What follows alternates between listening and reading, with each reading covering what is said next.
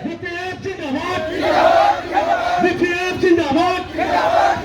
BPF जिंदाबाद जिंदाबाद जिंदाबाद खामानि मावनायनि जिंदाबाद जिंदाबाद जिंदाबाद जिंदाबाद जिंदाबाद जिंदाबाद जिंदाबाद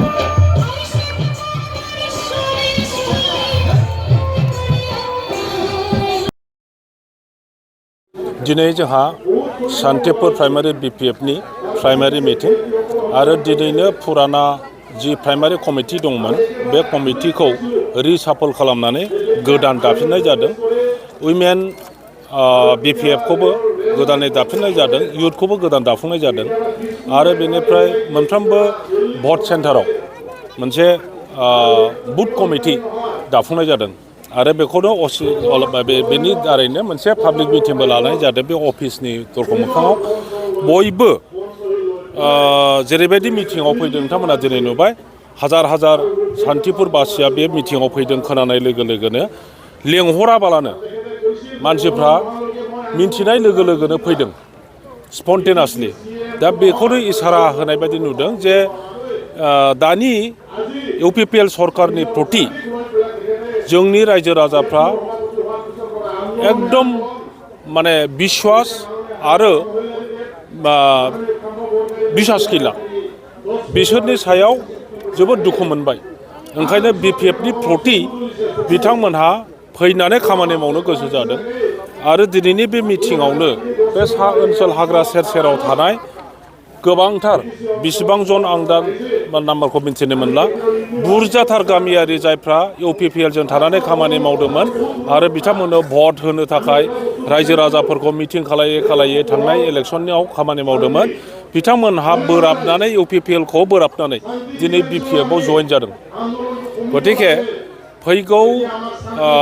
इलेक्सननि समफ्राव बे सान्तिपुर प्राइमारि हिसाबै BPFनि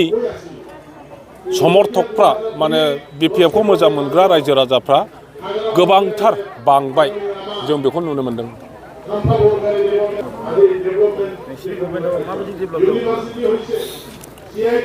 BTCखौ बानायदों बे ओनसोलनि गोग्लैसोनानै थानाय ट्राइबेलफोर आरो ट्राइबेलफोरजों लोगोसे थानाय मोनफ्रोमबो जाथि गस्थिखौ राजनैतिक भाबै एम्पावार खालामनो, इक'नमिक भाबै एम्पावार्ड खालामनो, माने अर्थनैतिक उन्नयन लाबोनो, शिक्षायाव जिहेतु गोग्लैसोनानै दङ शिक्षानि दिगाव एम्पावारमेन्ट लाबोनो माने शिक्षायाव आगोल होनो आरो बेबायदिनो सामाजिक उन्नयन लाबोनो थाखाय BTCखौ दाफुंनाय जादों। 2003 सननिफ्राय BPF दला जेब्लानो BTCखौ सालायदों बे समनिफ्राय जोंनि बे ओनसोलाव थानाय कृषकफोर जि कृषकफ्रा नांगोलजों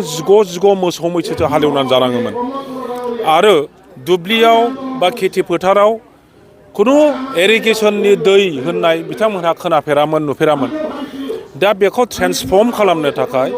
कृषकफोरनो जेरै नांगौ गावसिनि आबादखौ मोजांसिन खालामनो हानायनि बेबस्था जोङो BTC सरकारा BPF सरकारा खामानि मावदोंमोन। जोंनि गथ' गथायफ्रा बिसोरनि भबिष्यतआ जेन' मोजां जायो, शिक्षा मोजां मोनो, बेनि थाखाय जि मावनांगौ जोंनि BTC दाफुंनायनि आगोलाव समग्र BTC ओनसोलाव जोंनि फरायसालिफोरनि जि अबस्था जेरैबायदि गाज्रिमोन बेखौ जोङो फोसाबफुंनो हादोंमोन। जोंनि जायगायाव टेक्न'लजि इन्सटिटिउट खुनु बेबायदि होननाय टेक्न'लजिनि इन्सटिटिउट जोंनाव गैयामोन। जोङो इन्जिनियारिं कलेज बानायदों, CIT बानायदों आरो मोनब्रै डिस्ट्रिक्टआव ITIनि सेन्टार जोङो बानायनानै होदों। बेनि दारैहाय जोंनि गथ' गथायफ्रा एसेब्लाबो टेक्न'लजिनि गियान बा शिक्षाखौ मोननो हादों। जोंनि जायगायाव स्कुल कलेज फरायखांनायनि उनाव इउनिभारसिटि फरायनो मोनामोन। बड'लेण्ड इउनिभारसिटिखौ बानायनानै दिनै बेवहायनो MA PhD जोंनि मानसिफ्रा फरायनो हादों। थिग बिब्दिनो शिक्षायाव जोङो आगोल होदोंमोन। जोंनि हान्था मेला जोबोद गाज्रिथारमोन। हान्था मेला गैयिनि थाखायनो जोंनि जायगायाव खुनु धरननि बिजनेस बेबसाय सोलियामोन। दिनै खना खनला गामि मोनफ्रोमावबो गारि सालायनो हानाय हान्था मेला बे BPFनि समावनो BPF सरकारनि समावनो जोङो बानायदों। आइ दालां गैयिनि थाखाय आइ बारनायनि बिमा बारनाय होननानै बुङो। बे निसिमा ओनसोलनि मानसिफ्रा गथ' गथाय लोमजाब्लाबो बिसिया फिसा जानांगौब्लाबो डाक्टारनि खाथियाव लांनो हायामोन। थैखोमानानै थायोमोन दिनै जोङो बे आइ दालांनि सायाव गंनै आइदैनि सायाव गंनै दालां बानायनानै निसिमा ओनसोलनि रायजो राजाफोरनो गोदान मोनसे जिबन जोङो लाबोनो हादों थिग बिब्दिनो समग्र बिटिसि ओनसोलाव जोङो सोलायनाय लाबोदों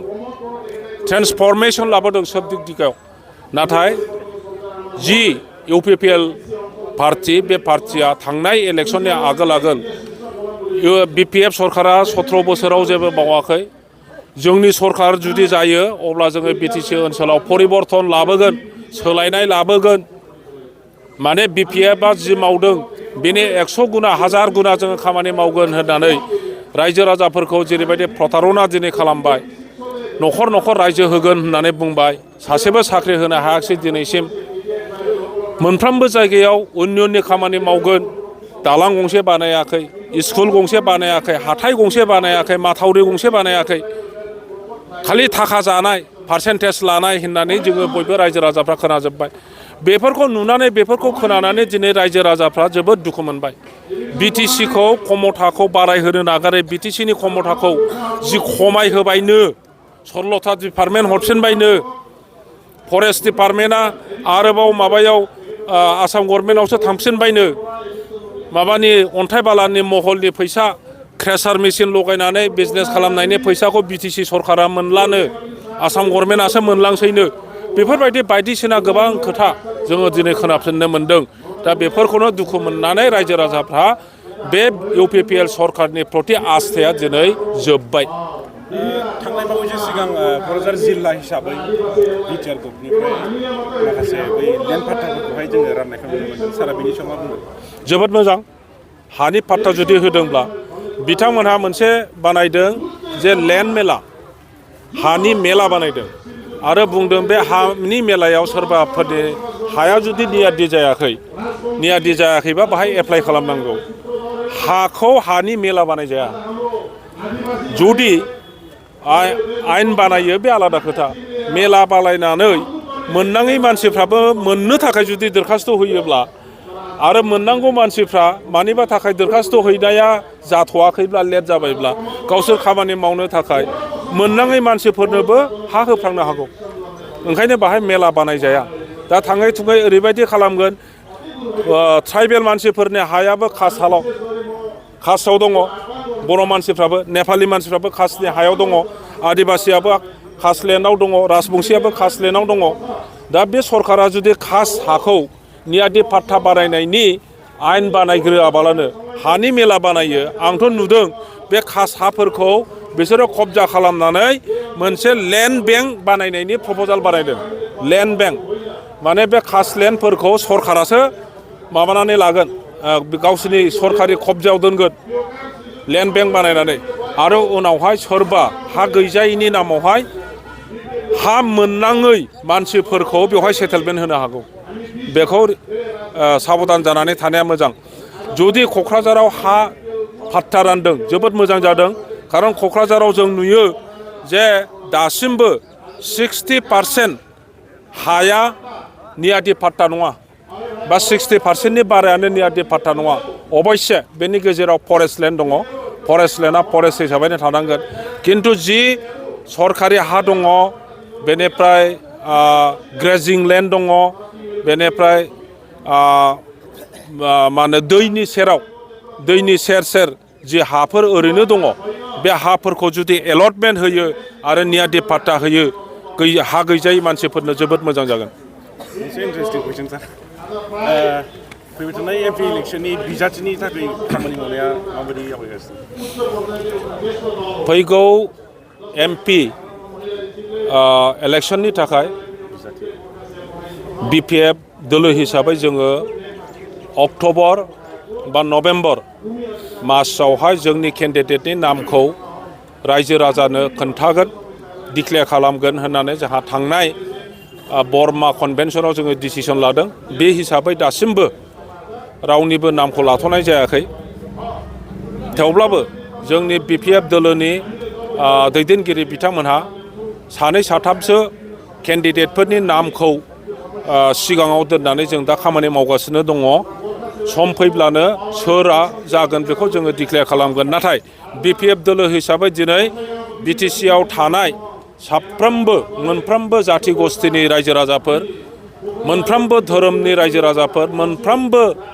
राव बुंग्रा रायजो राजाफोरखौ खौसेयै BPF खालामजोबनो थाखाय जोङो खामानि मावगासिनो दङ आरो बे खेथ्रआव जों नुनो मोनदों मोनफ्रोमबो जाथि गस्थिनि रायजो राजाफ्रा लोब लोब फैनानै BPF नो भट होनो थाखाय दिनै आगोलबोदों। मोनसे सोंनाय सार सा ओनसोलावहाय गोबां दिनैसिमाव जेंना दं जेरै दैनि जेंना आरो लामानि जेंना दा बेखौ मा बुंगोन सारा माबायदि मावगोन? जोङो BPF दोलोआ जेब्लानो गभर्नमेन्ट सालायजेनदोंमोन बे समाव जेबो गैयामोन दालां होननाय गैफेरामोन लामा होननाय गैफेरामोन दैखर होननाय गैफेरामोन कारेन्ट होननाय गैफेरामोन गारि होननाय गैफेरामोन दा बेनिफ्राय माने शून्यनिफ्राय जोङो आराम्भ खालामदों दा सासे मानसियानो गावनि जिबनाव गासिबो खामानिखौ मावनानै गालांनो हाया बिनि गावनि न'खराव जि नांगौ न' बानायनांगौ गारि घरा बानायनांगौ फिसाफोरखौ फोरोंनांगौ धोनि जानांगौ बे खामानिखौ सासे मानसियानो मावलांजोबनो हाया तद्रुप BPFआ 15 बोसोर BTC सालायनायाव जेरैबायदि दिने रात्रि खामानि मावनानै जि लेभेलसिम लाबोबाय बेवहाय जोङो बुङा जे जों गासिबो खामानिखौ मावनो हाजोबदों दासिमबो गोबां लामा बानायनांगौ दङ रायजो राजाफोरनो जोङो कारेन्टखौ होजोबनो हाबाय खिन्थु दै लोंग्राखौ जों होजोबनो हायाखै दा बेखायनो जोंनि उनाव जाय सरकारा दिनै फैबाय बिथांमोनहा जों मावबोनो हायि खामानिखौ अनेस्टलि रायजो राजानो जेरै नांगौ ओरै मावनानै होनांगौ बे खेथ्रआव खामानि मावनायनि बेलायाव उनथिं जानानै थानो नाङा आरो कनजुस जानानै थानो नाङा नोंसोरो BPF सापर्टारसो नोंसोरनि लामाखौ जों बानाया नोंसोरो गुबुन पार्टिनिसो मानसि UPPL नङा नोंसोरनो जोङो न' होआ नोंसोरनो जोङो सरकारि आसनि होआ बेबायदि जानो नाङा नेताफोरनि मन'भाबा खिन्थु जोङो बेखौ नुनो मोनदों जायनि थाखाय अबेबा गामि जाय गामिया BPFखौसो सापर्ट खालामो UPPLखौ सापर्ट खालाया बे गामियाव सरकारि आसनि होनो नागिराखै। दोलोआ जुदि नोंथांखौ सायख'योब्ला रायजो राजाफोरखौ मा बुंगोन? आं बेखौ दानो जेबो बुंथ'वा खारन BPF दोलोनिफ्राय दासिमबो आंखौ बा सोरखौबा पार्टिकुलार नाम लानानै उमुगानो जागोन होननानै बुंथ'वाखै जोंनि दैदेनगिरिया ओंखायनो बेखौ बुंनानै लानाया दिनैनि दिनाव आसखान्दा जागोन। सायख'गोन ना आसा दं नामा सार?